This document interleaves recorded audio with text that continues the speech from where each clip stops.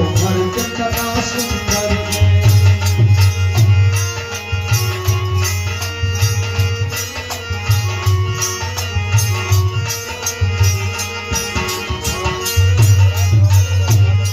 जिस घर में यज्ञ पांचों करते हो सारे मिलकर, जिस घर में यज्ञ पांचों करते हो सारे मिलकर, देते हो सुगंधी सबको फूलों की भांति खिलकर, प्रेम पर से चित्त हर से बहती हो सुख की धार।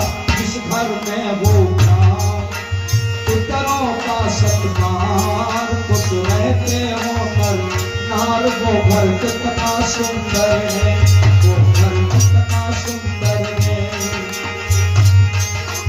जिस घर में हो प्यार, हो पितरों का सत्कार, खुश रहते हो नर नार, वो घर कितना सुंदर है, वो घर।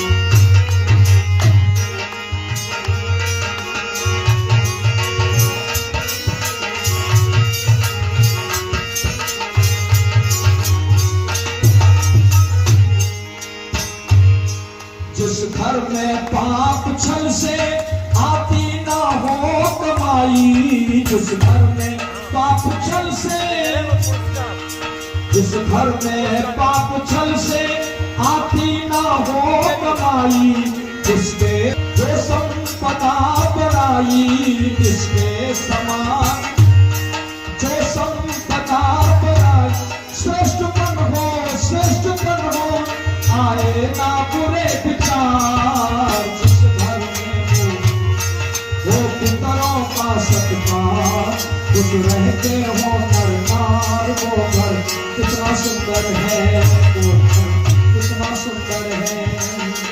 जिस घर में हो प्यार। विद्यालयों में शिक्षा ग्रहण कर रही हो, यदि आप समझती हो कि शिक्षा से समाज में कोई प्रकाश फैलाया जा सकता है, तो उस सबके पीछे यदि कोई व्यक्ति था तो वो महर्षि देव दयानंद थे। यदि अपने घर की परिधि को छोड़ के, गांव को छोड़ के यदि आप इस आयोजन में यहां आती हो, तब आप हाथ उठाए ना उठाए, आप ये मान लेना कि आपको ये स्वतंत्रता यदि किसी ने दी तो वो महर्षि देव दयानंद थे। स्त्रियों के अधिकारों के लिए शिक्षा तो दूर की बात है, यदि आप कुछ शास्त्रों का सुन भी लेती थी तो आपके कानों में शीशा डाल दिया जाता था कि स्त्री को शास्त्र से बहुत दूर, शिक्षा से बहुत दूर इसलिए रखा जाए क्योंकि इस पुरुषवादी व्यवस्था में आपको पैरों की जूती और चार दीवाने में बांधने का षड्यंत्र किया गया। और ऋषि देव दयानंद के पराक्रम को यदि देखना है, कल यूपीएससी का रिजल्ट आया है। यूपीएससी का मतलब होता है कि आईएएस, दुनिया की सबसे बड़ी परीक्षा जो भारत में होती है, उसको जिसने टॉप किया है वो एक लड़की है जिसका नाम है श्रुति शर्मा।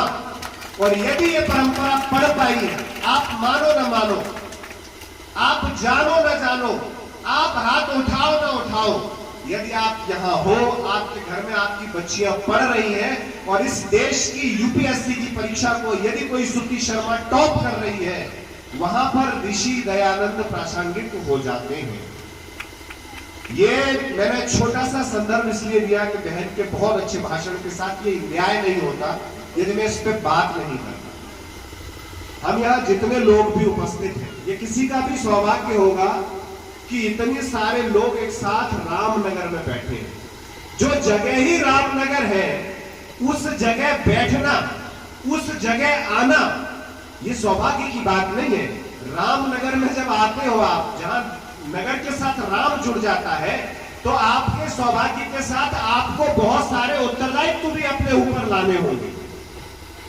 और उन उत्तरदायित्वों का यदि कोई वास्तविक निर्वहन कर रहा है, आप हमेशा ये मान के चलिए कि जब हम शहर की ओर जाते हैं तब हम संभावनाओं के लिए जाते हैं। शहर में लोग क्यों भाग के जाते हैं? क्योंकि वहां आर्थिक अवसर मिलते हैं, हमें पैसा कमाने का ज्यादा अवसर मिलता है। हम अपने बच्चों की शिक्षा के लिए जाते हैं कि वहां और अच्छे विद्यालय मिलते हैं। लगता है कि हमारा भी थोड़ा सा विकास हो जाएगा, इसलिए हम शहर की तरफ भागते हैं। शहर संभावनाओं से जुड़ा है और गांव भावनाओं से जुड़ा है।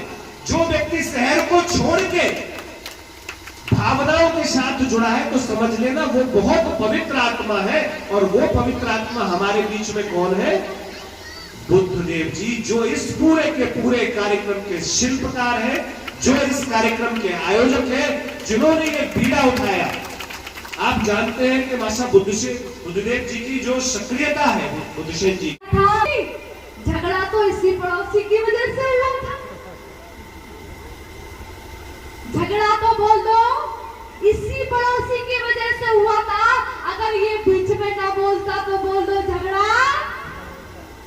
अच्छा बताओ, देश की स्थिति ऐसी है ना, झगड़ा खत्म करवाने वाले कम है और बढ़ाने वाले बोल दो एक ढूंढो 1000 मिल जाते हैं।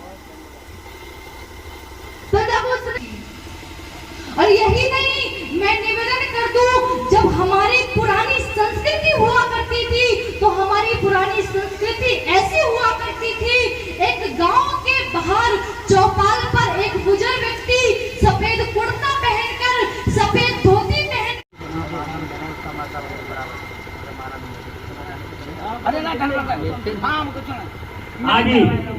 अभी सभा विसर्जित नहीं हुई है, अभी कार्यक्रम बाकी है। या जी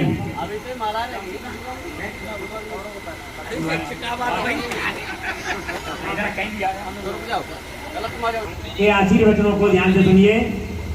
स्वागत है माननीय श्री राम सुरेश जी आर्य